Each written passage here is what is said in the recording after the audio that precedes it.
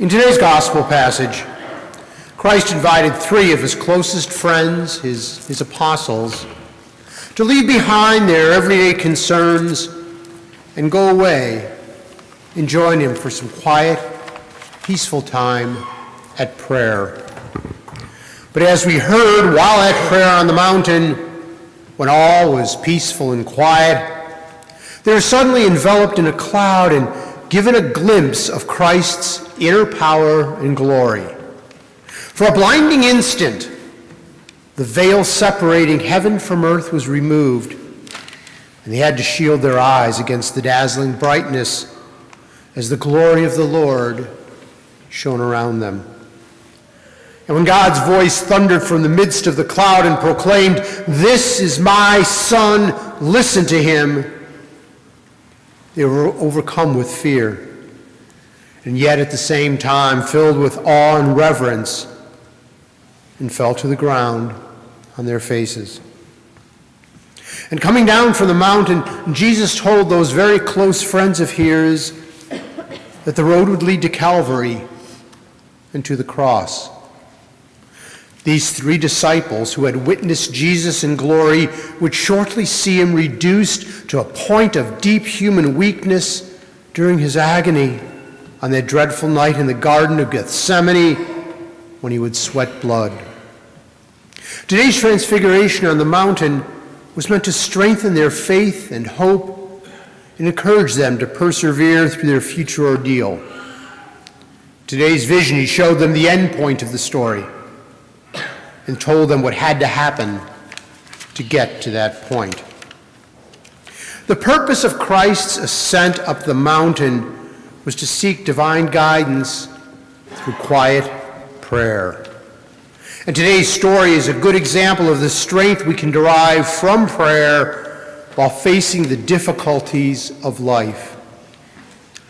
If we're ever to get away from living under the cover of darkness and discover what God's plan is for us, we all need periods of peaceful prayer.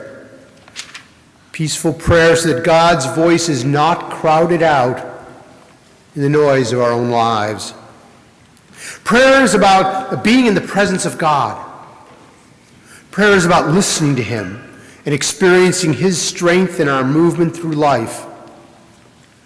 It is through prayer that we get the courage and confidence that helps us to confirm that as we journey our own pilgrimage, there's a purpose and an end in view.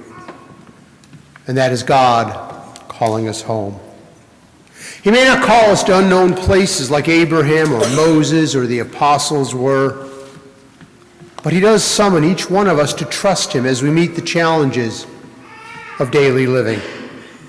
It is prayer that helps us to see the world through the eyes of God.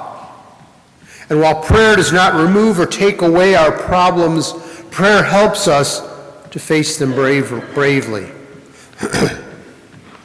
All of us are on the road to Calvary, and all of us are constantly tested by disappointments and trials along the way. But as we encounter them, all we need to remember is that Christ promises a heavenly future to all who are willing to share the hardship on that path. But you know, we can only be true disciples when we share our faith. We share our faith and by assisting others who are making their own journey, just as Christ leads us. I think we need to remember that as disciples, God encourages others through us. Not in a mysterious way, but rather through the human words and kindly actions that we show them. This Lent provides us with the perfect opportunity to go up to our own mountain or quiet place and pray. And through prayer, to become Christ-like. And through prayer, to become Christ-like by fasting. Fasting from hurting words by saying kind things. Fasting from sadness by being filled with gratitude. Fasting from anger by being filled with patience. Fasting from pessimism by being filled with hope. Fasting from worries by having trust in God. Fasting from worldly pressures by being prayerful. Fasting from bitterness by filling our hearts with joy. Fasting from selfishness by being compassionate to others. Fasting from grudges by being reconciled. And fasting from words by being silent. Silent so that we can listen to the voice of God.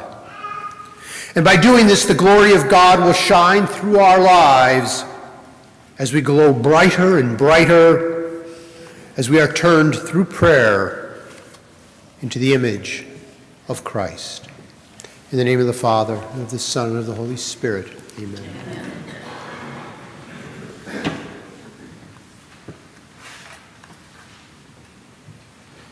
Please rise. It is our joy to profess our faith.